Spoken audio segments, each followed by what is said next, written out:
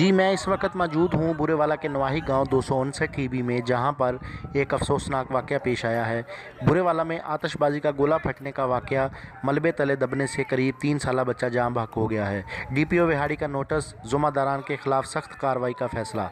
तफसीलात के मुताबिक आज बुरेवाला 259 ईबी के करीब आतिशबाज अशरफ के घर नामालूम वजूहात की वजह से गोला फटा, जिससे घर की छत उड़ गई। धमाका इतना ज़ोरदार था कि हमसायों की दीवार भी गिर गई। हमसायों की घर की दीवार के करीब बच्चा साइम, उम्र करीब 3 साल, मलबे तले आकर मौका पर फौत हो गया, जबकि आतिशबाज के घर को आग ने अपनी लपेट में ले लिया।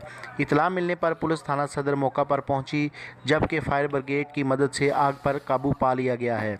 अशरफ आतिशबाज ने चक नंबर 259 ईबी में किराया का मकान लेकर चोरी छुपे आतिशबाजी का सामान तैयार करता था, जो मौका से फ़रार होने में कामयाब हो गया है। डीपीओ विहाड़ी नजीबुर रहमान बगवी ने वाक़या का सख्ती से नोटिस लेते हुए ज़िम्मेदारान के खिलाफ सख्त कानूनी कार्रवाई करने के अहकामात जारी कर दिए हैं।